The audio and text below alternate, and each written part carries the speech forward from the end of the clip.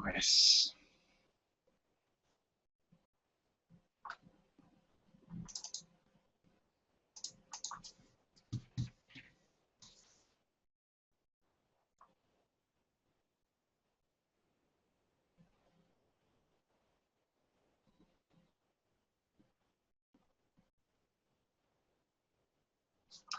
Vale.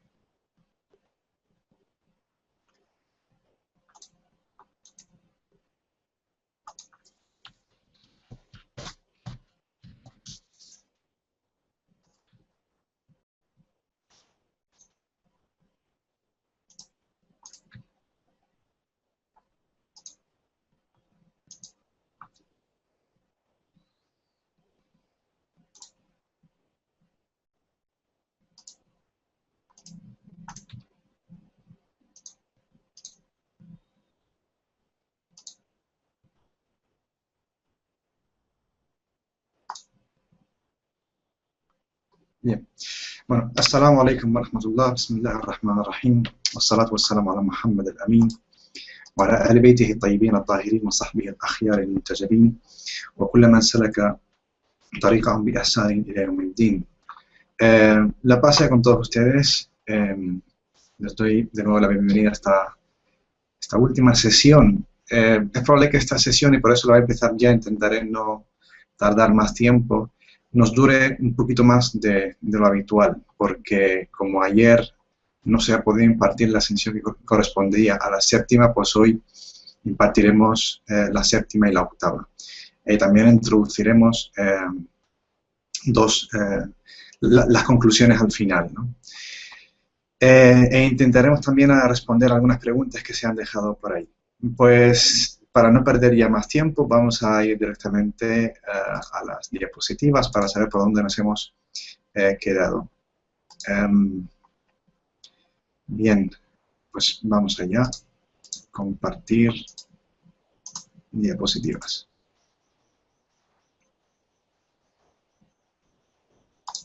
Bien, entonces el último, voy a comprobar que se me escucha bien, que no haya ningún problema. Vaya, vamos a compartir de nuevo. Ahí está, vale.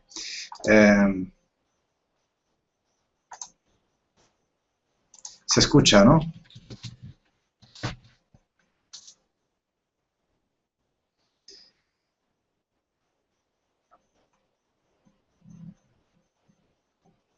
Vale.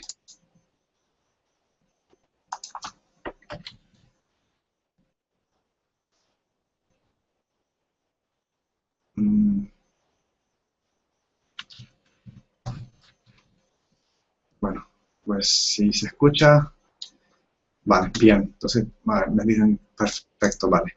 Pues nada, continuamos. El hadith, el tipo de hadith, el último que hemos visto fue el hadith al-Mudraj. Bien, y dijimos que es el hadith que, bueno, que se introduce una parte que no le corresponde, una expresión que no le corresponde al hadith, y hemos explicado algunos ejemplos. Hoy vamos a dar el hadith al-Mudbaj, ¿vale? Al-Mudbaj, ay, que se me ha olvidado escribirlo también en árabe. Bueno, no pasa nada, lo escribimos ahora mismo. Al-Mudbaj, ¿vale? Al-Mudbaj, al-Hadith al-Mudbaj. Vale. Entonces, este es sencillo, no tiene mucho que explicar. Simplemente cuando en la cadena de transmisión pues tenemos o sea, una persona transmite a la otra y resulta que el que recoge el hadith lo recoge de otro que es contemporáneo a él, es decir, que nació en la misma fecha o que tiene un año más o un año menos, y que, digamos que hay una contemporaneidad entre lo que es el que recoge el hadith y el que transmite el hadith. Digamos que, bien, el que recoge el hadith puede incluso ser mayor que aquel que transmite. Y simplemente es un detalle, esta característica es un detalle, porque muchas veces con este detalle se mide si realmente el que recoge el hadith tiene alguna actitud soberbia respecto si su maestro, por ejemplo, es más joven que él, ¿no? Eso suele pasar. Un ejemplo, por ejemplo, el Imam Abu Hanifa al-Nu'man, que es, digamos, el que se le atribuye la escuela Hanafi, fue discípulo del Imam Ja'far al-Sadiq. Bien. El Imam Ja'far nace en el año 85 después de la Égira. El Imam Abu Hanifa también. Obviamente el Imam Abu Hanifa aquí muestra su humildad, ya que reconoce la maestría del Imam Ja'far. El Imam Ja'far es descendiente del Imam Hussein, que es nieto del profeta Muhammad sallallahu alaihi wasallam.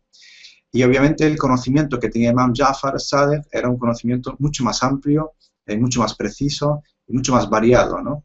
Respecto a las enseñanzas islámicas, ¿no? Digamos, las transmisiones y otras disciplinas y otras ciencias. A pesar de que tenía la misma edad, Abu Hanifa consideraba a Abu Ja'far como su maestro, ¿no? En este caso hablamos de dos personas que tienen la misma edad. Si Abu Hanifa transmite de Ja'far, diríamos que este hadith es mudbaj, ¿vale? Nada más, simplemente eso. O supongamos que Ja'far es más pequeño que Abu Hanifa, ¿no? Supongamos que es menor, y Abu Hanifa transmite de él, diríamos también que el hadith es mudbaj. El hadith mudbaj no implica que sea sahih o daif, pueden ser una de las dos cosas. Lo único que implica es que entre el transmisor y el que recolecta el hadith, el que recopila el hadith, no hay mucha edad de diferencia, nada más. Así que no vamos a pararnos ante este tipo de hadiths porque solamente es una característica. Bien, pasamos entonces al siguiente tipo de hadith. A ver si hay personas que quieren vale, voy a añadir otra persona aquí. Ahí está, vale. Entonces pasamos al siguiente tipo de hadith, que es aquí, otra. Bien. Al hadith, al muttafaq y el muftaraq. Bueno, tampoco lo puse en árabe. Creo que tampoco importa mucho, ¿no? Ponerlo en árabe o no. Vamos a poner el tamaño más pequeño. Bien, al hadith, al muttafaq, al muttafaq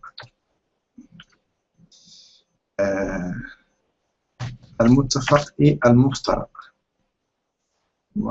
Al muftaraq.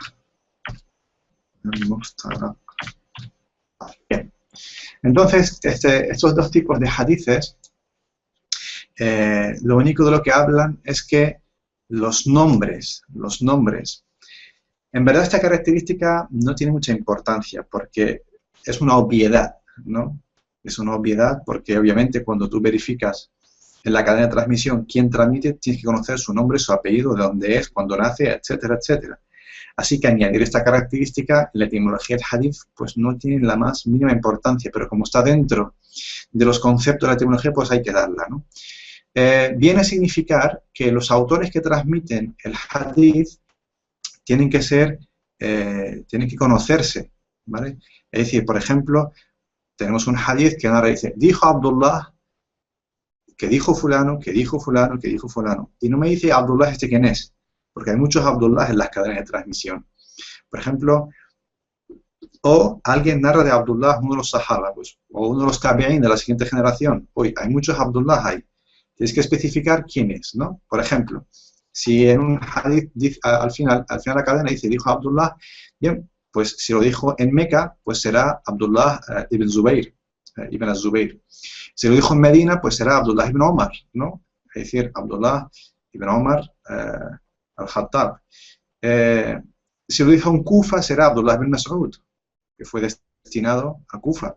Si lo dijo en Basora, es decir, si recopila el hadith, lo recopila en Basora, en el Basra, diría Abdullah ibn Abbas. Si fue en Khorasan, diría Abdullah ibn Mubarak, ¿no? Y Abdullah Mubarak es uno de los maestros del Imam Shafi'i, también de Malik. Bien, entonces va a tener que especificar, ¿vale? Entonces, cuando el nombre coincide, se diría que el hadith es muttafaq, ¿vale? Cuando no, se diría que es muftaraq, que no se sabe quién es. Bien, en el caso en que no podemos saber quién es Abdullah, diríamos que el hadith es mubham. Recuerden esa categoría, que es que el transmisor está omitido porque no sabemos del todo quién es, ¿vale? porque una de las formas de que se omita un transmisor es que se dice su nombre y no se especifica quién es exactamente. Por lo tanto, no podemos asegurar a quién se refiere. A menos que cojamos que aquel que transmite de él, si en otra cadena vuelve a nombrar otra vez a Abdullah y dice quién es, entonces sabemos de quién está transmitiendo. Pero si no, diríamos que el hadith realmente es mubham, es decir, el narrador es omitido porque solo da el nombre, no da el nombre y el apellido, ¿vale? O de dónde es, etcétera.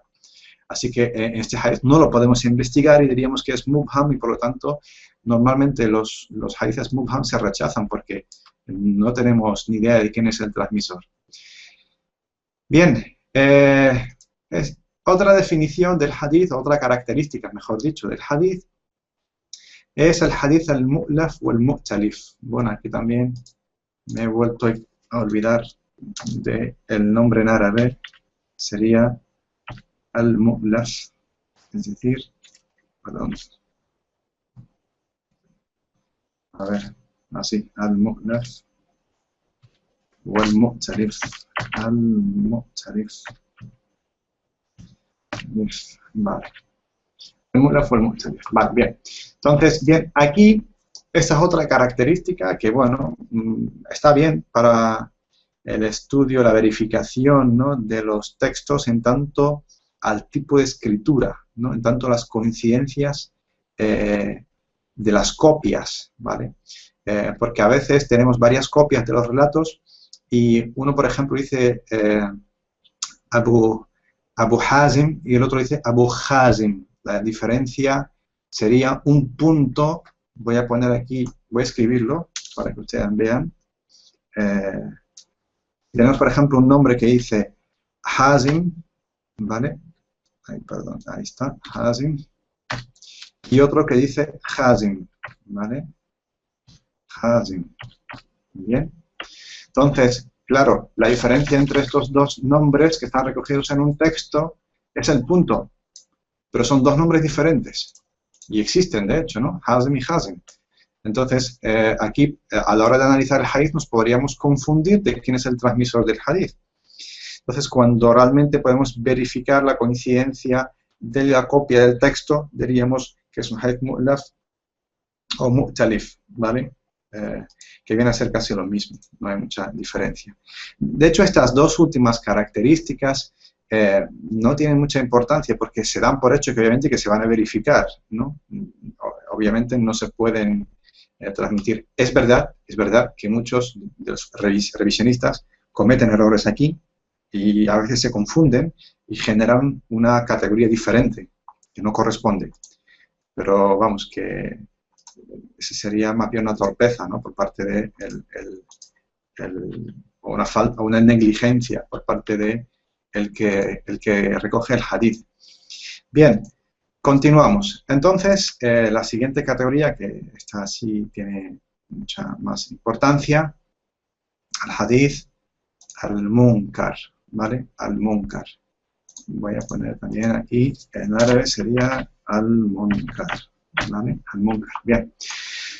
El hadith al-munkar es un hadith que se rechaza debido a que el transmisor, uno de los transmisores, transmite un comentario único, es decir, que no se repite en otras cadenas, y además este transmisor se le conoce como una persona no veraz, ¿vale? No es una persona que se le pueda dar la categoría de veraz, que tiene carencias, ¿vale? Entonces, este hadith se dice hadith munkar, ¿bien? Fíjense que la diferencia entre el hadith al-munkar y el hadith al-shad que dimos anteriormente, al-shad es ese hadith irregular, ¿no? Donde el transmisor es veraz, pero que transmite él solo ese hadith, él solo, y además ese hadith se enfrenta con otros hadiths transmitidos por otros veraces, ¿vale? Se contradice. Entonces diríamos que es un hadith shad, ¿bien? O que su contenido presenta una expresión que viole principios, ya sean en las leyes coránicas o en hadiths mutawatir o contra la propia lógica, ¿no? Diremos que es shad. Así que la diferencia entre el munkar y el shad es que el shad lo puede transmitir una persona veraz, mientras que el munkar lo transmite una persona que no está categorizada como persona veraz. ¿Bien? Entonces diríamos que es un hadith munkar. Bien, vamos a dar aquí un ejemplo. Hay un ejemplo, un hadith recogido en la obra de An-Nisa'i y también la obra de Ibn Majah, donde dice, que es conocida, dice, Kulu el-balaha bit-tamri fa inna ash-shaytana idha akalahu ibnu Adama ghadiba.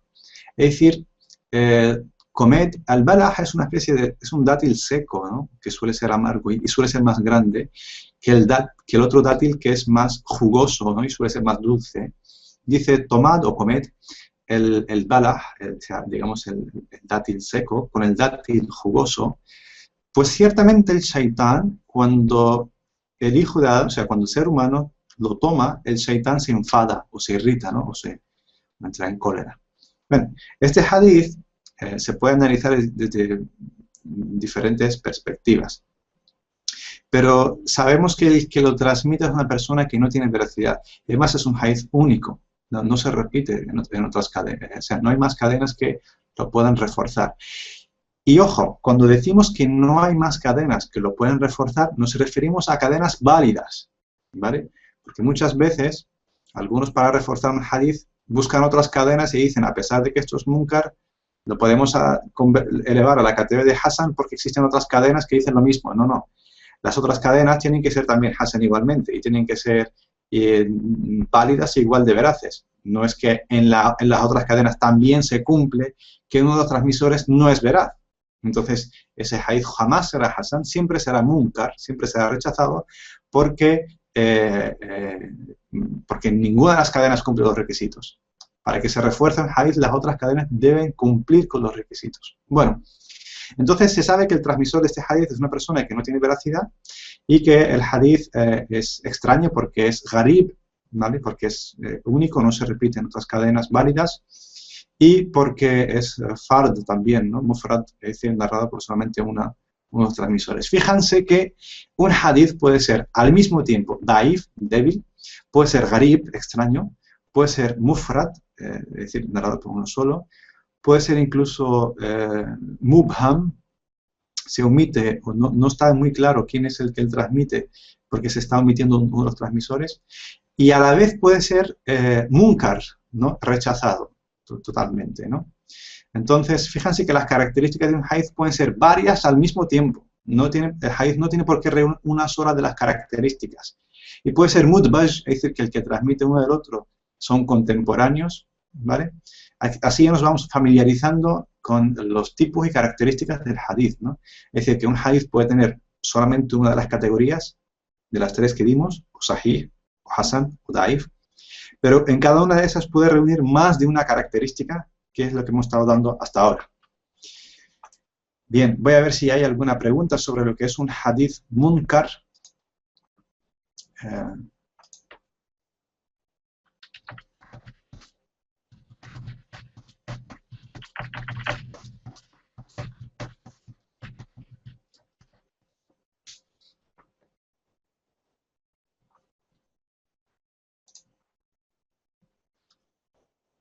Bien, bueno, si no hay ninguna pregunta, continuamos.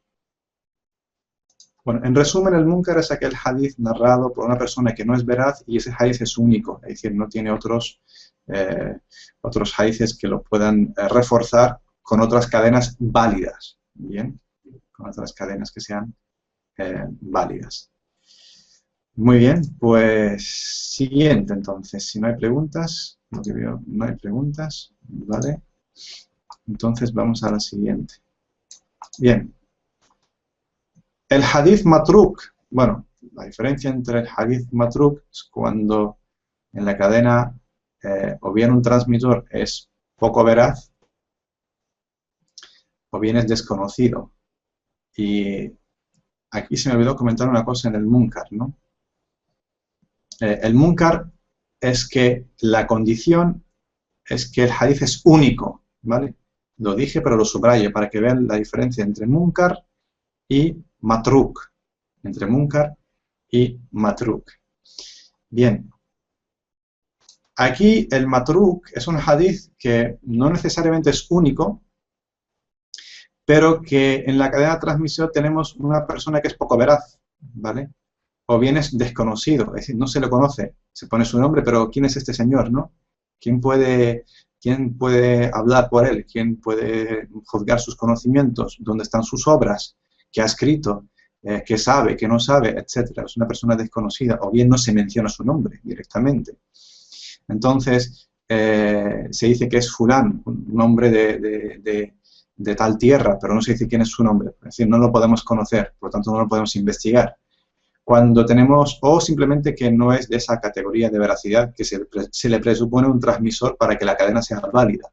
Cuando encontramos un hadith de ese tipo, no necesariamente tiene que ser único, puede repetirse en varias cadenas, y en todas esas cadenas se cumple esta circunstancia, es decir, que la persona no es veraz, la que transmite el hadith. Entonces, es decir, no reúne los requisitos de la veracidad con todo lo que ello implica, entonces decimos que esto es un hadith matruk. Normalmente este hadith también se le llama matruk por su propio contenido, ¿no? Tiene un contenido que, en fin, que es casi inaceptable, ¿no? Porque viola de forma directa a los principios. Pero que en la definición, en la etimología, se define aquel transmisor que es poco veraz o es desconocido y que transmite un hadith, ¿no? Y si esto se cumple en demás cadenas, pues el hadith será matruk, es decir, desechable, ¿no? Digamos, el hadith que se abandona, se deja. Bien. Me voy a poner esto en árabe. Vale. Pues al-matruk, el hadith al-matruk. Está, al-matruk. Bien.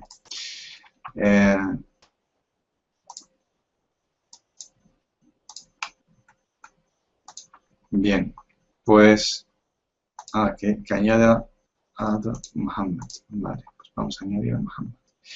Bien, pues vamos a continuar. Entonces, el matruk es el hadith que, bueno, perdón, a ver, aquí. Vale. Bien. Entonces, el hadith al-matruk es aquel hadith en cuyo transmisor en la cadena de transmisión es poco veraz o es desconocida, ¿vale? Que no tiene por qué ser único. Si fuera único diríamos que es munkar. Bien. Vale.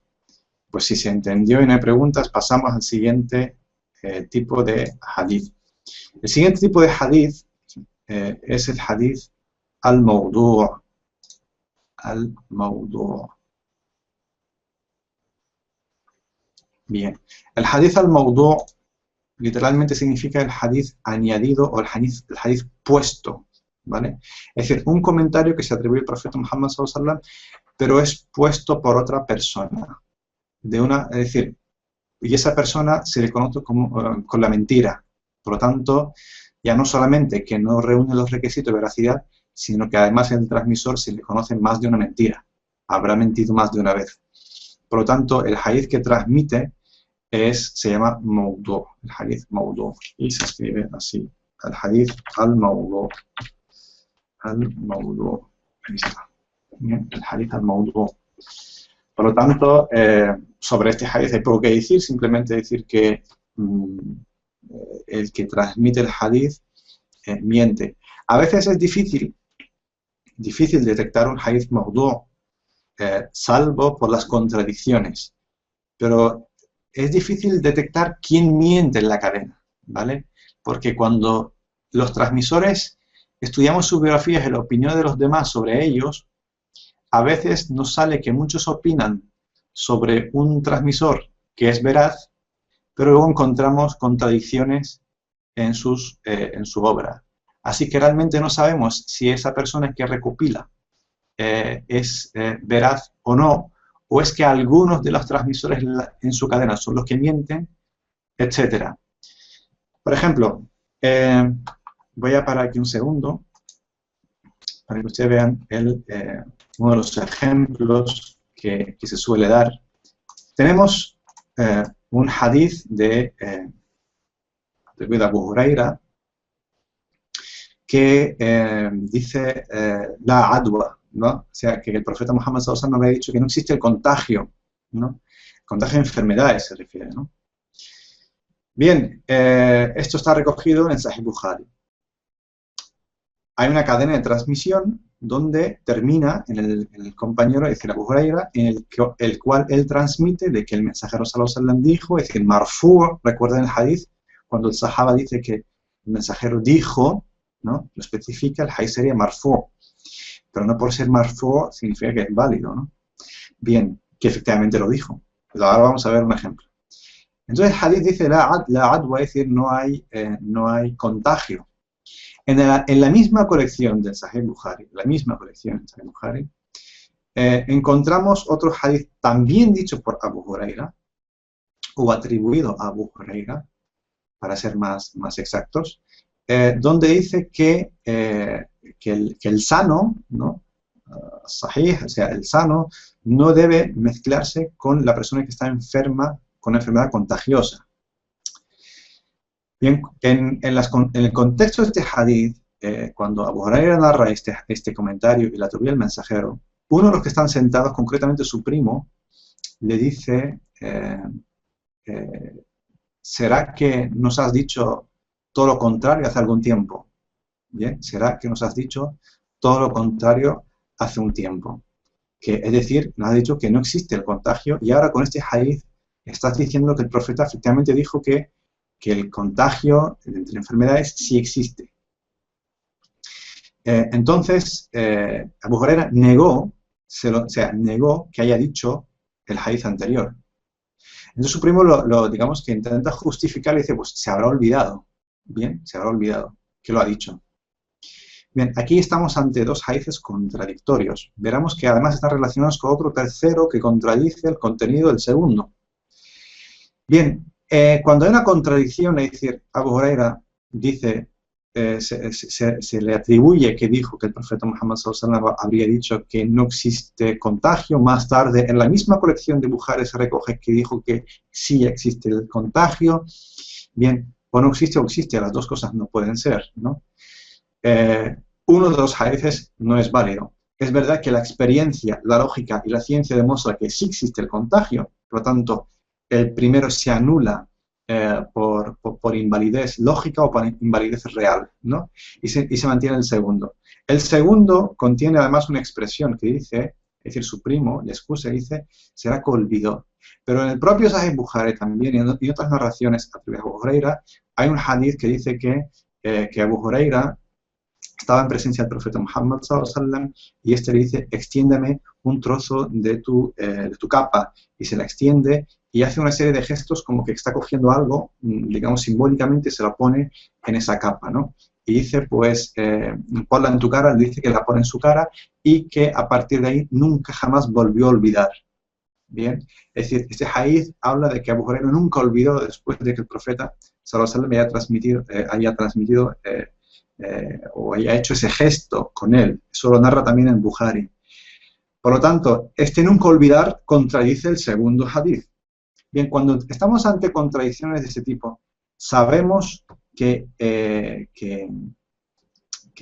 aquí se pueden cumplir dos cosas. Una, que obviamente el narrador, aunque sea compañero del profeta Muhammad sallallahu alaihi wasallam, no es infalible. Se puede olvidar o equivocar, ¿vale? Esto se confirma con estos hadiths. Dos, bien, también puede ser que en alguna parte de la transmisión alguien atribuye falsamente a Abu Huraira tal hecho.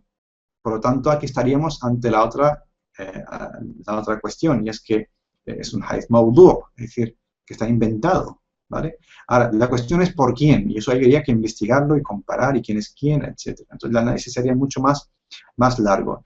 Pero sería interesante estos tres ejemplos, estos tres hadiths, que lo pueden encontrar en Bukhari, donde vemos que bien podría ser, demostraría de facto que la infalibilidad no existe, es decir, que un hadith, aunque sea sahih, puede no ser verdad.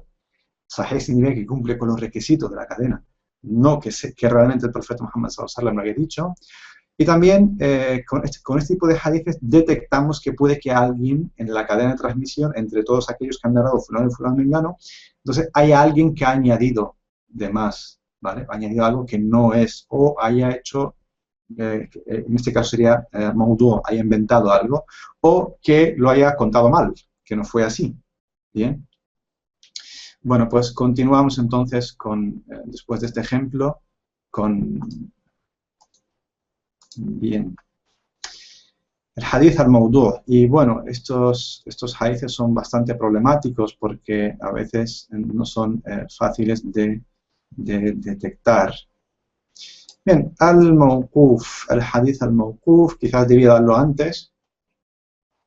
Esto es cuando una cadena de transmisión es totalmente correcta, cumple con todos los requisitos, pero cuando llega al compañero del profeta Muhammad sallallahu alaihi wasallam, no se especifica si realmente, es decir, no dice el hadith, dijo el mensajero. A lo mejor dice según, o a lo mejor dice estábamos no sé qué, no sé cuánto, pero no dice dijo el mensajero tal cosa. Entonces diríamos que el hadith es mawquf, porque no especifica si lo dijo el mensajero o no. Por lo tanto, el hadith puede ser sahih y mawquf. Bien, puede ser sahih y mawquf.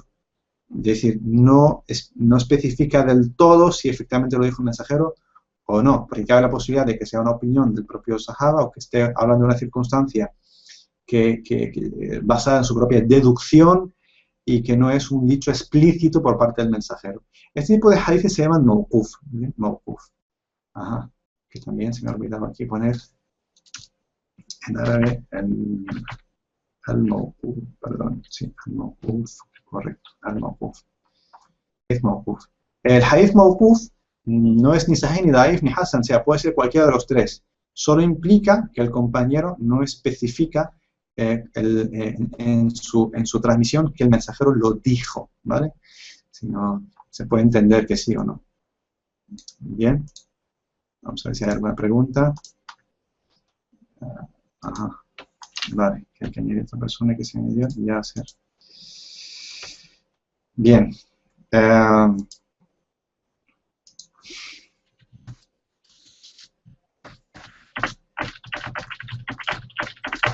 a hacer alguna pregunta hasta ahora.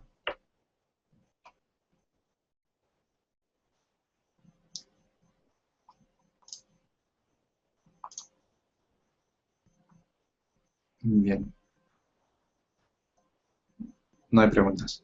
Vale, pues si no hay preguntas, vamos a continuar. El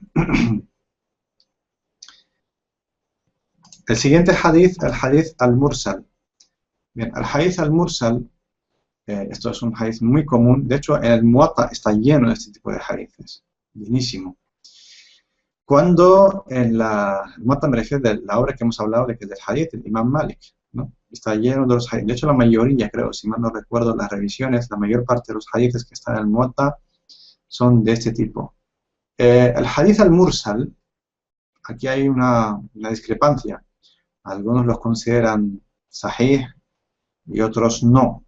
Y algunos, otra tercera parte dice, la condición para que sea sahih es que haya otra cadena donde llegue a ser marfu', es decir, que llegue hasta el mensajero, si no, no sería sahih. En fin, vamos a explicar primero lo que es, definir lo que es. Cuando en una cadena de transmisión se llega hasta la segunda generación, ¿vale? Es decir, la persona que pertenece a la siguiente generación después de los compañeros transmite y dice, dijo el mensajero. Obviamente él no ha visto el mensajero. Es decir, que falta un intermediario, que es el compañero, y que no menciona, no dice, dijo Anas que dijo el mensajero, o dijo Ali que dijo el mensajero, o dijo Abu Bakr que dijo el mensajero.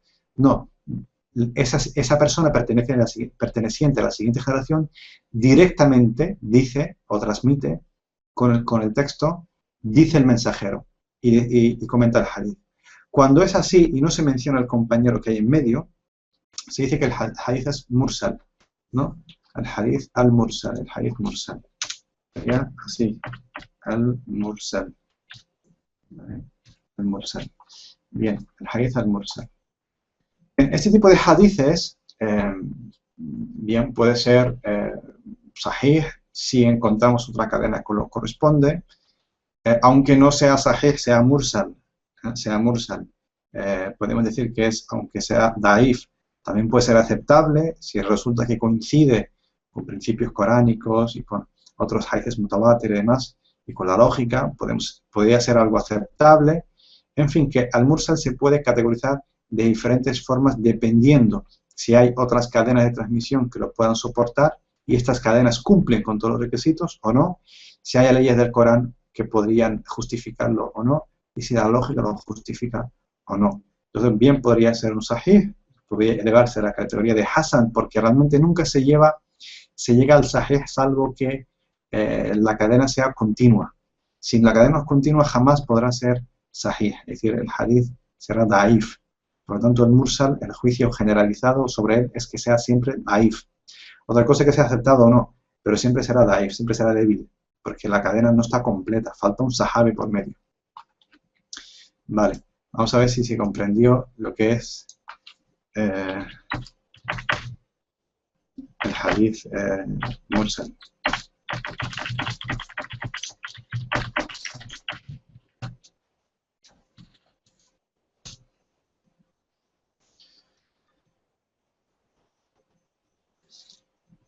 Bien. Es decir, en resumen, que el mursal es cuando el que va después de los compañeros y la generación que fue después de los compañeros, uno de ellos transmite un hadith sin mencionar qué compañero se lo transmitió a él. Y dice directamente, dijo el mensajero. Es imposible que él se haya encontrado con el mensajero, ya que el mensajero falleció antes de él, ¿no? O siendo él muy pequeño, teniendo 5 o 6 años, ¿no? Inconsciente todavía. Vale. En cuanto a la etimología, hasta aquí llega todos los conceptos, o los términos, mejor dicho, que conforman lo que es la etimología del hadith. Es verdad que podemos citar muchos más ejemplos y dar muchos más detalles, pero en grosso modo, como este es un curso introductorio, estos son todos los términos reconocidos en lo que es el bloque primero, es decir, el bloque de la etimología del hadith. Antes de llegar al tema de las conclusiones, vamos a responder aquí a la pregunta de María Khaled Fuad. María Khaled preguntaba sobre una cuestión que es bien conocida, ¿no? Siempre se pregunta casi siempre sobre esto. Si el tema de las imágenes es halal o es haram, si estas son animadas o fijas, si eso incluye también estatuas o figuras y demás. Y se basa en un hadith, en unos hadithes que no vamos a entrar aquí a analizar en profundidad, pero voy a presentar una serie de herramientas para que ustedes tengan esas herramientas a la hora de abordar, ¿no?, a primera vista un comentario o un hadith. El hadith que ella menciona es aquel también que es bastante conocido, que los ángeles, digamos que son unos hadiths más sostenidos, entre comillas, ¿no?, más sostenidos, que los ángeles no entran en aquel lugar donde hay imágenes, ¿no?, as-suwar, y que esta imagen también puede ser interpretada tanto como una imagen, es decir, una fotografía, o como una estatua, una figura, etc.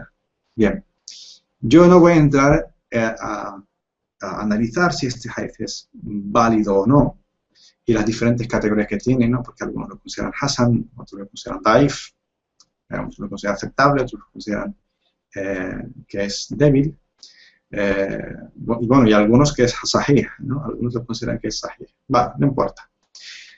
Pero la cuestión aquí es, a la hora de abordar hadithes en una argumentación, nos tenemos que fijar en varias cuestiones. Nosotros en este ejemplo vamos a aceptar que el hadith es sahih, ¿vale? Y es más, no solamente que es sahih, vamos a aceptar que efectivamente el profeta Muhammad ﷺ dijo o advirtió sobre las imágenes, ¿vale? Ya sean estas imágenes estáticas, o sean animadas, o sean figuras o estatuas. Vamos a decir que sí, que efectivamente es así. Una cosa es que el hadith sea válido, sea sahih, en cuanto a los requisitos, e incluso sea válido, que efectivamente el profeta Muhammad ﷺ podría haberlo dicho, y otra cosa es su interpretación. Bien, y nosotros lo vamos a abordar desde esta perspectiva, desde la perspectiva del tercer bloque. Recuerden que tenemos los hadices divididos en un bloque primero que es la etimología, en un segundo bloque que se estudia las biografías para comparar efectivamente las personas que intervienen en la cadena de transmisión, y un tercer bloque que es el bloque epistemológico, ¿no? El bloque semántico y epistemológico, donde estudiamos hasta qué punto puede ser esto lógico, aceptable o no, etcétera. Bien, nosotros vamos a utilizar ahora este tercer bloque y vamos a empezar a hablar del concepto de la imagen. Porque si este hadith contradice el Corán, necesitamos encontrar una interpretación. Si encontramos una interpretación, lo vamos a aceptar. Si no encontramos una interpretación, entonces lo vamos a rechazar. Bien. El profeta Muhammad sallallahu alaihi wasallam le fue revelado en el Corán, si quieren ustedes verlo, es en la zora de Saba, ¿vale? Y la zora de Saba es la número 34, ¿vale? La ley 22. El profeta Muhammad sallallahu alaihi wasallam dice ahora digo la zora y después la explico. Dice, es que no ven qué poco del cielo y la tierra le es conocido y cuánto les está oculto. Si quisiéramos, podríamos hacer que se los tragara la tierra.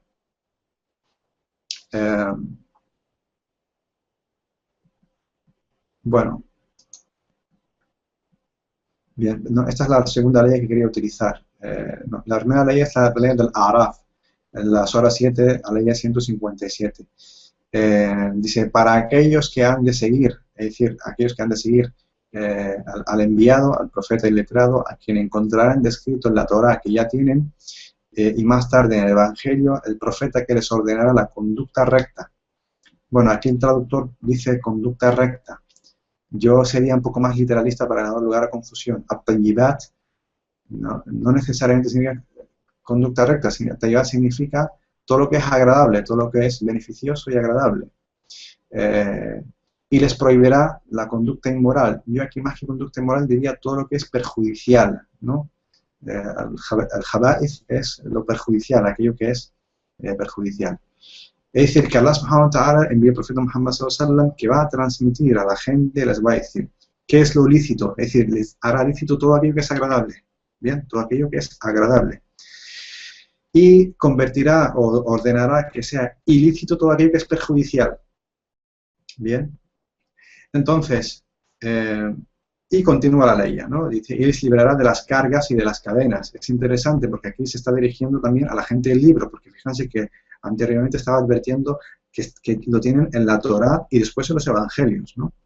Y, es decir, que cuando se dirige a la gente del libro, tanto judíos como cristianos, dice, y les liberará de las cargas y de las cadenas. ¿Qué son esas cargas y qué son esas cadenas? Lo comentaré después, porque es muy interesante y tiene que ver con lo que estamos hablando. En conclusión, esta ley ya dice que quienes crean pues en él, le honren, le asistan y sigan la luz que se le ha hecho descender, es decir, que sigan el Corán, ¿vale? Seguir al profeta Muhammad sallallahu alaihi wasallam principalmente significa seguir el Corán, seguir la revelación. Dice, esos quienes conseguirán la felicidad. Aquellos son las personas que van a vivir de una forma feliz. Bien, o el éxito, tanto en esta vida como en la otra. Pero fíjense en esta ley, ¿no? Dice que el profeta Muhammad sallallahu alaihi wasallam hará lícito todo aquello que es beneficioso y hará ilícito todo aquello que es perjudicial. Bien, queda claro de dónde proceden las razones de lo lícito e ilícito. La ilicitud es debido a que el acto en sí es perjudicial, es dañino, ¿vale? Y la licitud es todo lo demás, todo lo que no sea dañino, todo lo que no sea perjudicial, es totalmente lícito. Bien, ahora nosotros queremos saber si el tema de las estatuas pertenece al primer concepto o al segundo, si pertenece a las cosas que son buenas, bellas o constructivas, o buenas, o a las cosas que son dañinas o perjudiciales. Vale, ¿hay alguna pregunta hasta ahora? Vale. Bien, pues para eso vamos ahora sí a las horas de Saba. Y en la Sora Bien, en la sura número 13, la sura número 13 de Saba, dice, aquí se dirige al profeta Salomón, ¿vale? El Suleimán. Dice, y sometimos el viento a Salomón, ¿vale? Si ustedes quieren verlo, las horas la 34, la ley es la 13, ¿vale? Dice, y sometimos el viento a Salomón. Su recorrido matinal cubría la distancia de un mes de camino, y su recorrido vesperino, un mes de camino. E hicimos que emanara para él una fuente de cobre fundido.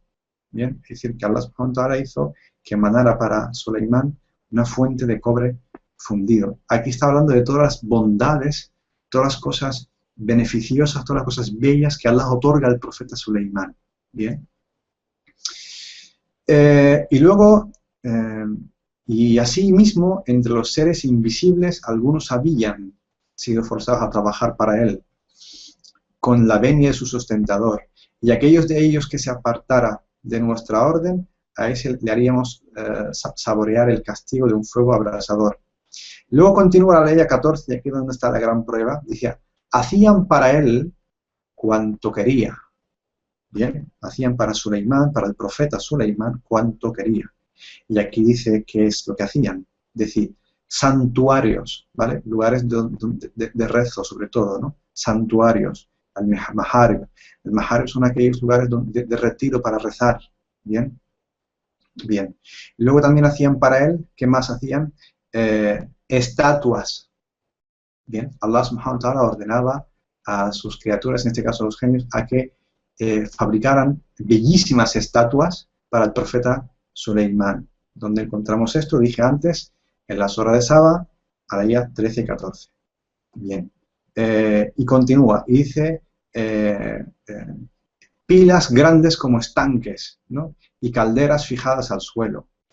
Y dijimos, trabajado pueblo de David, en agradecimiento a mí. Y recordad que pocos son los realmente agradecidos, aún entre mis siervos. Claro, aquí mencioné a David porque Suleimán es descendiente de David, porque David es su padre. Y por lo tanto le llama el pueblo de David.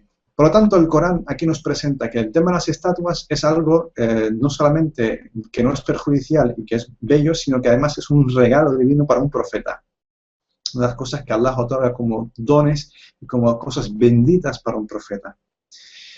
Entonces, aquí, si decimos que los ángeles no entran en un lugar donde hay estatuas, entonces los ángeles nunca se acercaron a Suleimán, al profeta Suleimán, lo cual es totalmente imposible, ¿vale? Es totalmente contradictorio. Por otro lado, aquí podemos afirmar que el concepto, coránicamente hablando, el concepto estatua, es un concepto totalmente que está referido, junto con otras cosas, otros ornamentos, a las cuestiones de la belleza, ¿vale? A las cuestiones que tienen que ver la belleza. Y la belleza está considerada, categorizada dentro de las cosas beneficiosas, porque benefician el paladar del ser humano. Entonces están dentro de at-tayyibat, ¿vale? Lo agradable, dentro de las cosas agradables. Así que el arte en general está categorizado dentro de las cosas agradables. Y las cosas agradables son las que el profeta Muhammad sallallahu alaihi wasallam vino para poner lícitas. Y las cosas desagradables, y las cosas perjudiciales, y las cosas que son dañinas, son las que entrarían dentro de lo ilícito. Por lo tanto, jamás podremos afirmar que aquello que es agradable, como la cuestión de las estatuas, pueda ser ilícito. Entonces, ante este hadith, el hadith de que los ángeles no pueden entrar en un espacio donde hay estatuas, nosotros solamente tenemos que interpretarlo. Si no encontramos una interpretación, lo rechazamos. La interpretación más plausible de este hadith es aquella que dice que no se refiere a las estatuas de decoración o de ornamento, sino se refiere a aquellas imágenes o estatuas que se utilizaban para adorar en vez de a Dios, ¿no? En ese caso, esto es aceptable, ¿vale? Esto es aceptable, ya que en el Corán también se condena a aquellas personas que elaboraban estatuas a adorar y asociar en vez a Dios. Bien.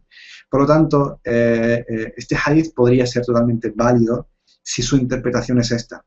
Si su interpretación es considerar que cualquier estatua es algo desagradable, entonces entraría en contradicción con el Corán. Entonces, no sé si esto es un método para que vean una de las formas de estudiar el contenido de un hadith, ¿no? Y mi conclusión respecto a esta pregunta en concreto es que obviamente las imágenes, las estatuas animadas o inanimadas son ilícitas para nada. Va a depender del uso que hagas de ella. Y es verdad que hoy día ya casi nadie, ¿no? Casi en todo el planeta, casi nadie, quitando raras excepciones, adora estatuas, ¿no? El shirk es algo más sutil. Nosotros, incluso los musulmanes, cometemos shirk, pero en otra dimensión, ¿no? Asociamos, por ejemplo, damos poder a las personas, ¿no? Sobre nosotros. Un poder que no les corresponde, ¿no? Le damos incluso autoridades sobre nosotros que no les corresponde, le corresponde a Dios. O creemos que algo y otra serie de cosas. Es una asociación mucho más sutil. La humanidad ya, raro es el ser humano que cae en ese tipo de politeísmo, ¿no? Ya no se da, o es muy minoritario, en porcentaje es insignificante. Por lo tanto, el hadith que se menciona, podemos decir que no puede significar que cualquier estatua o cualquier imagen es ilícita, son solamente aquellas, es decir, que aquí estamos interpretando la interpretación que se puede aceptar, solamente aquellas que son utilizadas para la adoración, ¿no? Entonces, no sé si... Vale, aquí la pregunta es, ¿dañinas o perjudiciales para quién? Para todo el mundo. Es decir, aquí el daño tiene que ser un daño generalizado, daña al ser humano. ¿Bien? Todo aquello que daña al ser humano es perjudicial. Cualquier tipo de cosa que daña al ser humano, es decir, un daño, digamos, de estatus generalizado. ¿Vale? Bien. A ver si hay alguna pregunta. No sé si eso responde a la pregunta de María Khalid. Creo que está aquí entre nosotros.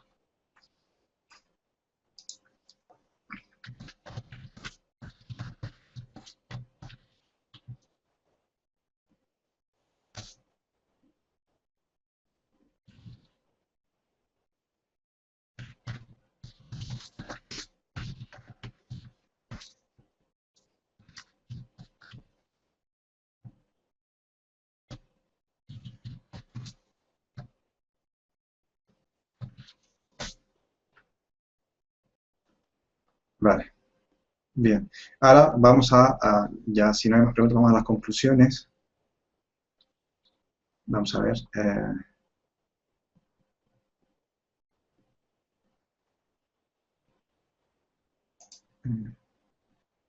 Vale, dice aquí el hermano Yasser, entonces si un alimento me perjudica a mí, se me estaría prohibido. Bien. No confundimos permitido y prohibido, conceptos de permitido y prohibido, con el concepto de lícito e ilícito. Bien. Es decir, el ser humano, perdón, Allah subhanahu wa ta'ala,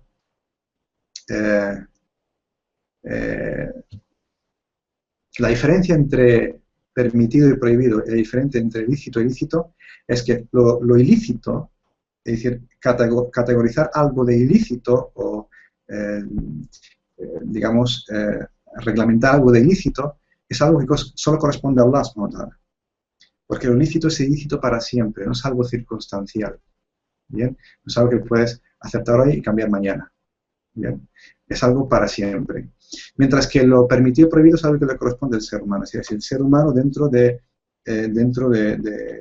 su agrupación, ¿no? En sociedades, en estados, en países, etcétera, analiza una circunstancia que no está reflejada de ilícita en el Corán y ve que es perjudicial y gestiona una ley para reglamentarlo o para prohibirlo, entonces es una prohibición que a lo mejor esa cuestión que es perjudicial momentáneamente, pero dentro de 15 o 20 años o 30 años deja de serlo, entonces deja de estar prohibida.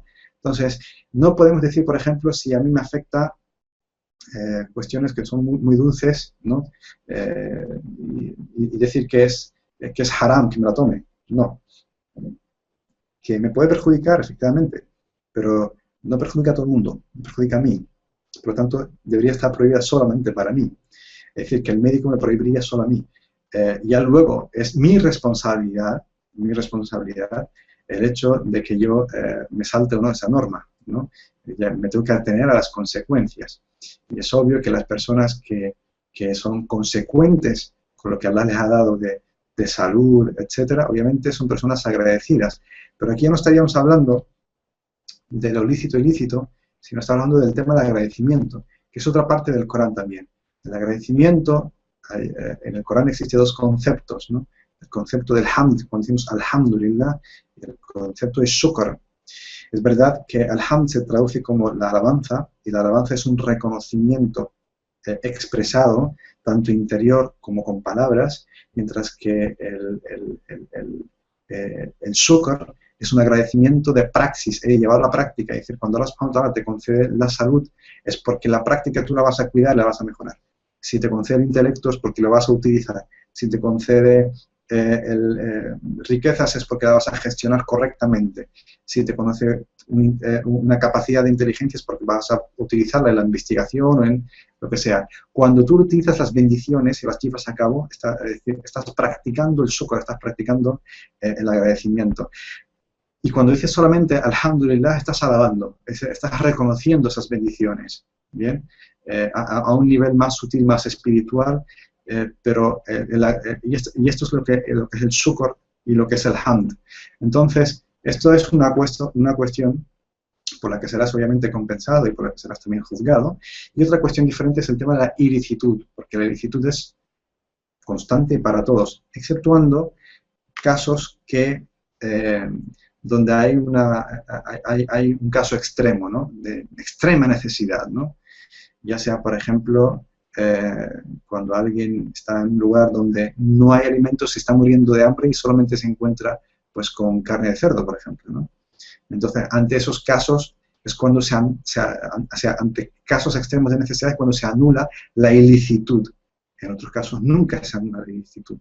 Mientras que las prohibiciones y la permisividad tienen que ver con el ser humano, la gestión del ser humano. ¿Bien? Entonces, la licitud y la ilicitud corresponden a Allah, mientras que la permisividad y la prohibición corresponden a la responsabilidad del ser humano. No hay que mezclar las dos cosas, ¿vale? Porque al haram no es el mamnu, es decir, que lo ilícito no es lo prohibido. ¿Bien? Es verdad que vienen a ser sinónimos en tanto que hay una prohibición, un acto de prohibición, pero al haram es aquello que solamente prohíbe Dios, mientras que el mamnu es aquello que prohíbe el ser humano. Entonces, eso tiene que quedar claro y separar las dos cuestiones, la cuestión de Dios y la cuestión del ser humano. Y de hecho es una confusión en la que muchos caen constantemente, ¿no? No saben separar una cosa de la otra. ¿Bien? No sé si eso responde a la pregunta.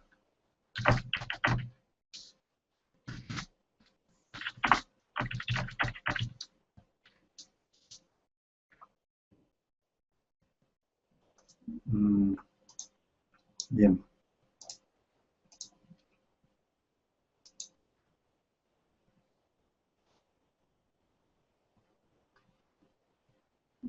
Vale, pues si no hay más preguntas, ya pasamos. Vale, pues entonces pasamos a las conclusiones. Bien, este curso, uno de sus objetivos era dotar al alumno o las personas que hayan presentado estas charlas de unas herramientas que lo que hacen es poner en evidencia que el uso del hadith, además esto me iba a recordar una serie de cuestiones que, bueno, quizás en otra charla desarrollamos, ¿no? Lo peligroso que era el hadith y la opinión, de hecho, del uso del hadith de una forma casi indiscriminada, ¿no? Sin tener herramientas del mismo, de las primeras generaciones, ¿no? Algunos han condenado el uso del hadith como la mayor de los conflictos, la mayor de las fitnas, ¿no? No obstante, vimos una época con el tema de los canales de televisión, las redes sociales, las páginas web, la capacidad de difusión que hay, donde el hadith es tratado como si fuera un recetario, ¿no? Copio pego el hadith aquí para argumentar algo. donde diferentes movimientos y escuelas difunden determinadas ideologías y conceptos de su corriente, diciendo que esto lo dijo el mensajero de una forma muy contundente, siendo que para un experto en el hadith nunca se atreve jamás a decir dijo el mensajero, sino lo que dice normalmente en sus libros, en sus obras o en sus explicaciones es que según el hadith fulano, el mensajero habría dicho esto, ¿no? Es verdad que él no cuenta con esa seguridad, pero al menos se resguarda diciendo, no afirmando tajantemente que efectivamente el mensajero habría dicho esa cosa. Con esto lo que se ha generado en las últimas décadas es que diferentes corrientes que se han apoderado pues, de los medios de comunicación y se han apoderado de la difusión, tanto en las redes como en las mezquitas y demás, es que para defender su ideología han utilizado la cuestión del hadith, y donde se han mezclado cuestiones que son teorías con cuestiones que son del fiqh, las cuestiones de lo ilícito con lo que está prohibido, las cuestiones y toda una serie de cuestiones, que muchas veces lo que hay detrás es una mentalidad de una cultura determinada, lo que hay detrás es una corriente ideológica determinada, una cosmovisión de la realidad en todos los niveles sociales, culturales, políticos y demás. Donde se prohíbe con una facilidad tremenda, donde cuando la prohibición solo corresponde a Allah, si no existe algo explícito donde Allah dice que esto está prohibido, nadie se aventura a sustituir a Dios con esa ligereza sin tener argumentos, sin tener pruebas contundentes. Entonces, de aquí salen estas preguntas como la que planteó María, ¿no? Si, es que escucho en todos lados que el tema de las estatuas o las fotos o las imágenes es haram, ¿no? Es ilícito. Bueno, pues esto es una desgracia, ¿bien? Es una desgracia donde todas las personas argumentan sin tener los más mínimos conocimientos de esta ciencia. Y además hay que saber, por otro lado, que esta ciencia, el hadith, toda ella es una herramienta. ¿Una herramienta para quién? Para el faqih. Y el faqih aquí no en el sentido del jurisconsulto, no. El faqih aquí es aquella persona que tiene las herramientas y habilidades para poder comprender un texto desde la mayor perspectiva posible, desde la óptica posible, ya sean las semánticas, las filosóficas, etc. Y voy a dar una mención, un ejemplo, ¿no? Hay un gran erudito del hadith muy conocido que estudió en Mecca con Imam Shafi'i y estuvo muchísimos años. Ellos estudiaron ante el mismo maestro. Bien, en esos años la habilidad de Imam Shafi'i fue tal que alcanzó el ijtihad, ¿no? La capacidad de entender y comprender profundamente. Mientras que su compañero no alcanzó ese nivel y quedó solamente como muhaddith, es decir, aquella persona experta en el hadith. Bien, nos fijamos que el faqih tiene un estatus de conocimiento mayor que aquel que tiene solamente las ciencias del hadith. Tanto es así que cuando Shafi'i volvió a Egipto, su compañero volvió para seguir siendo su discípulo. Bien, entonces, ¿qué sucede? Sucede que hay varias escuelas, y una de ellas es la escuela Hanbali, que es conocida especialmente por ser una escuela del hadith. Tanto es así que muchos que estudiaron dentro de esta escuela han confundido la cuestión del fiqh con la del hadith. Y tanto es así que muchos han dado veredictos islámicos no basados en el fiqh y en los fundamentos del fiqh, sino basados en el hadith. Porque dicen, como hay un hadith que dice tal, por lo tanto esto se hace así. Como un hadith que prohíbe esto, por lo tanto está prohibido. Como un hadith que permite esto, por lo tanto está permitido, etc.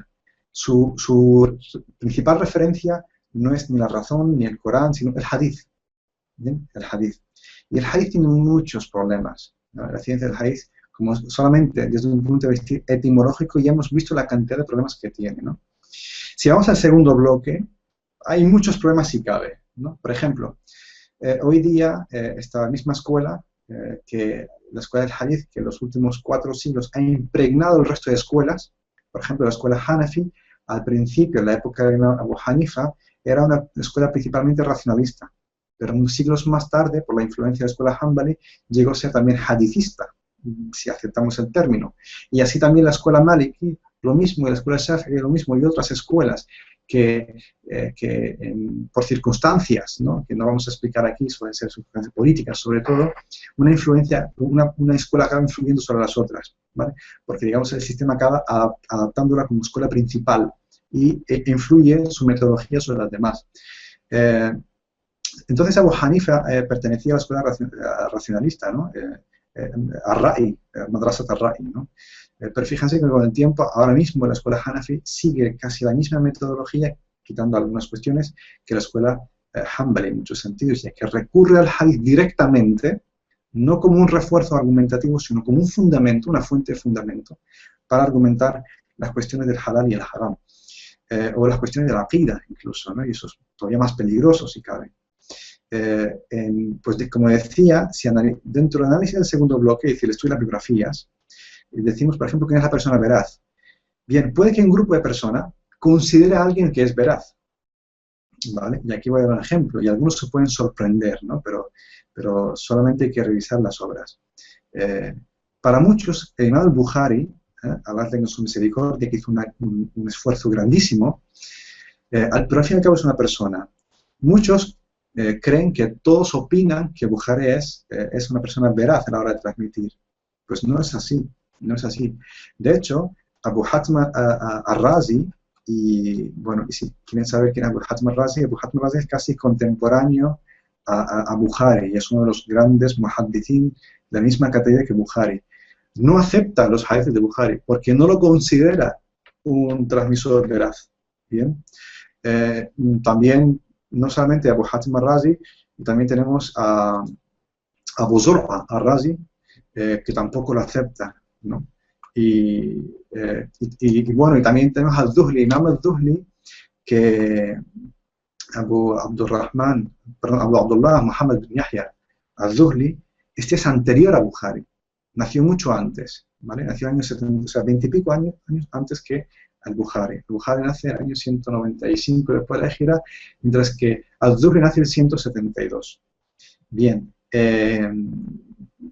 este condena al Bukhari de que no es veraz, y la razón es muy larga, porque Bukhari defendía una teoría sobre que el Corán estaba creado, increado, y demás, y como al-Zuhri defendía otra postura, pues condena al Bukhari. Bien, al-Zuhri es considerado entre todos los muhaddithin uno de los grandes maestros del hadith y eruditos del hadith, una de las personas de las que se transmiten muchos hadithes, ¿no? Y él recopila también muchos hadithes.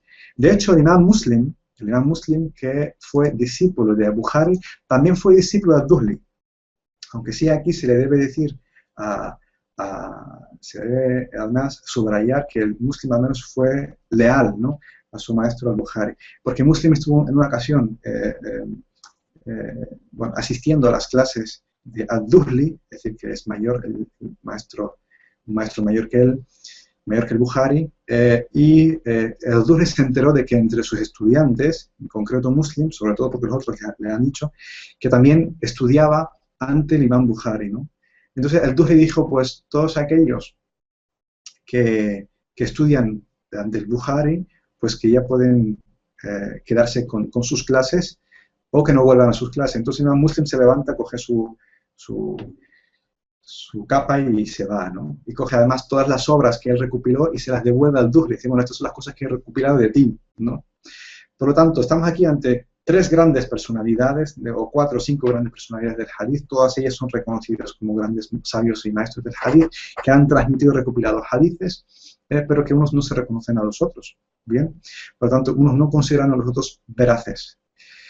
Siendo esto así, hoy día te puedes encontrar con aquella famosa frase de personas que no tienen ni idea de estos asuntos, porque no la han estudiado, donde dice que la obra del Bukhari es la obra más veraz después del Corán. Y esto ya con una comparación muy atrevida, ¿no? Comparar una obra escrita por un hombre en el tercer siglo de Hijra con una obra revelada por Dios al profeta Muhammad, recopilada en vida del profeta Muhammad. Aquí la cuestión no es que todas las cuestiones que hay en Bukhari son débiles o son rechazables, o que todas son sahih y son aceptables, no. Aquí se trata de una serie de obras que recuperan hadithes. Hay una serie de reglas que se tienen que seguir a la hora de revisar los hadithes. Cuáles son válidas y cuáles son no. Cuáles son aceptables y cuáles son no.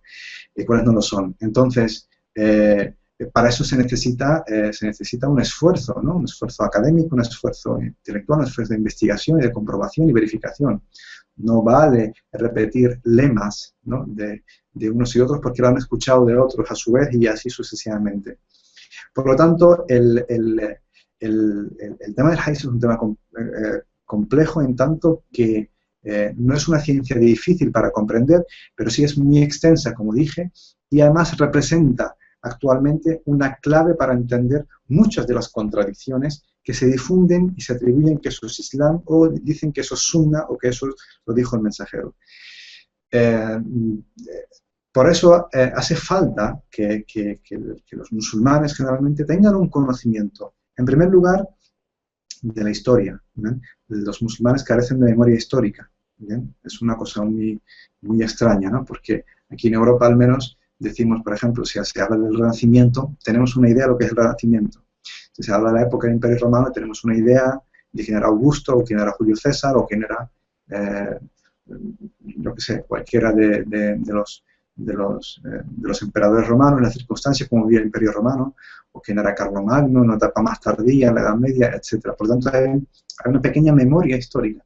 Pero si entre los musulmanes preguntamos, bueno, ¿qué pasó en la época abbásida? ¿Quiénes fueron los primeros califas? ¿Qué circunstancias sucedían? ¿Quiénes eran los otomanos? ¿Cómo llegaron a tomar el poder? ¿Quiénes eran los mamelucos? ¿Quién era el estado Fátima? La gente no tiene esa memoria histórica, tiene un desconocimiento de la historia muy, muy llamativo, lo cual desconoce realmente las circunstancias en las que se desarrolla toda esta ciencia y en las que vivieron todos estos maestros. Y al desconocer esa realidad, pues dejan o confían en las difusiones y en los lemas que se repiten como algo, como información válida, cuando no lo es. Lo que genera esto es una mentalidad que acepta cualquier cosa, no verifica, no puede investigar, no tiene esas herramientas. Y por eso se tienen que dotar de esas herramientas, ya que el hadith mal usado pues genera catástrofes entre los musulmanes. De hecho, los genera actualmente, ¿no? Genera contradicciones, ¿no? Dificulta lo que es fácil, ¿no? Y hace incomprensible lo que está claro muchas veces. E incluso hace que en algunas ocasiones, si no se tienen cuidado, puede incluso hasta tergiversar el mismo concepto de Dios. Ya existen hadices que son maudú, pero que la gente no lo sabe, y esos hadices contienen ideas antropomorfistas que definen la divinidad o Dios como si fuera un ser humano, ¿no? Que tiene ojos, que se sienta, etc. Todo eso se podría solventar pues, con más formación y con más conocimiento. Por lo tanto, creo que seguir avanzando en conocer primero lugar la historia, las ciencias del hadith, lo que son los fundamentos del fiqh, etcétera, aunque sea a grosso modo tener unas herramientas básicas, es necesario para no caer en todas esas contradicciones que se están divulgando por la red. Obviamente la mayor parte de las personas lo divulgan sin saber, pero estando muy convencidas de que dicen es cierto, ¿no? Pero están cometiendo un grave error y difundiendo muchísimas contradicciones que nada tienen que ver con la revelación. Bien, si no hay más preguntas, vamos a ver, aquí hay unas cuantas, ¿no? Una pregunta. En los hadices no existe contexto. Por supuesto que existe contexto.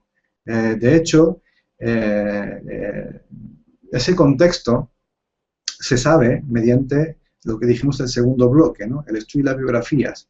El estudio de las biografías y las historias sí nos explican el contexto, porque los hadices, aquí no sé si te refieres al contexto de los que transmiten el hadith o te refieres al contexto del hadith en sí.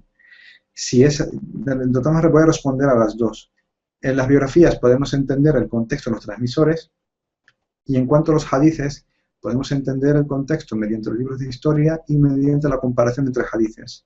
Bien, cuando hay muchos hadices que se comparan entre sí y tenemos una biografía del profeta Muhammad sallallahu que nos recoge una serie de contextos, entonces podemos elaborar un contexto más completo posible. Eso en cuanto a la pregunta de si los hadices no tienen contexto. Vamos a ver. Aquí hay alguien que quería entrar. Vale. ¿Puede escribir los nombres de los... puede escribir los nombres de los dos que ha comentado que no consideran veraz a Bukhari. No, no son dos, son muchos más que dos. Yo te puedo decir, por ejemplo, a ver, tenemos Abu Hazm al-Razi, tenemos, por ejemplo, Abu Zur'a al-Razi, tenemos también al Imam al-Zuhli,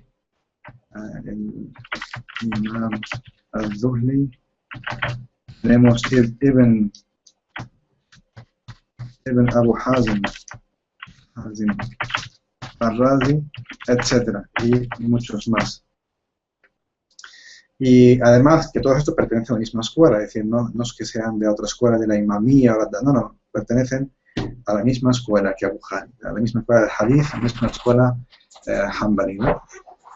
Bien, me refiero de los muhaddithin. Entonces, pero esto no es para, o sea, yo menciono a estas personas no es para polemizar alrededor de Bukhari, simplemente es para poner en evidencia de que todos esos lemas que escuchamos, dice que todo el mundo tiene consenso de que lo que dice Bukhari es totalmente válido. No es así.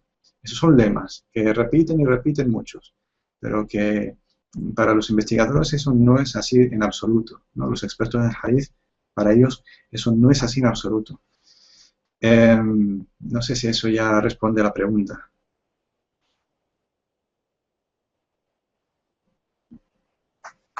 ¿De quién preguntó? De María. Vale. Es decir, en resumen, que no hay que tomar al Bukhari como una obra infalible ni como una obra no válida. No. Eso no tiene nada que ver. El que estudia el hadith no se basa en... O sea, en primer lugar, tiene una serie de premisas, y es que nadie es infalible, da igual a qué escuela que pertenece. Y que saca sus conclusiones a través de la investigación y la revisión, no a través de lo que digan, ¿no? De hecho, si una persona dice, oye, lo de Bukhari todo es mentira, y otro me dice, oye, lo de Bukhari todo es válido, yo no tomo ni una postura ni la otra, yo investigo, y comparo y verifico. Bien, esa es la postura del investigador, del revisionista. No se toma, digamos, no se alinea, no se alinean las tendencias, ¿no? Porque, por ejemplo, la acusación que hicieron al Bukhari sobre el tema de la creación, para mí personalmente el Bukhari tenía razón, ¿vale? Que efectivamente la expresión del Corán, la expresamos nosotros en sonido y en palabras, y por lo tanto es algo creado, no es la palabra implícita de Dios, ¿no? Hasha, ¿no? Y además eso contradeciría al Corán. Yo entiendo que aquí en este sentido Bukhari tenía razón, y que sus detractores aquí en este sentido estarían equivocados, ¿vale? Quitando algunos matices, pero estarían equivocados. Y al revés, Bukhari no siempre tiene razón en todas las cosas que dice. Es decir, la cuestión aquí es no poner infalibilidad.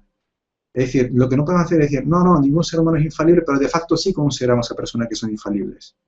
A pesar de que decimos que no lo son, pero sí tratamos como si lo fueran. Esto es lo que se tiene que evitar. Y esta es la diferencia entre el método académico y el método escolástico. El método escolástico establece una serie de teorías, pero que no las cumple. Y una de las teorías que establece es que ninguna persona es infalible, pero cuando en la práctica sí las considera infalible. Y esto es en lo que no debemos caer, ¿no? Nosotros debemos buscar la objetividad y la revisión y la comprobación de los datos. Bien, pues si no hay más preguntas, yo creo que estas son las conclusiones. Espero que estas breves sesiones de una introducción a la etimología del hadith les haya servido de algo, les haya ofrecido algo provechoso o constructivo. Y ya dejarán vuestras impresiones y vuestros comentarios y algunas preguntas, si luego se quedan en el tintero alguna cosa, ya lo dejarán.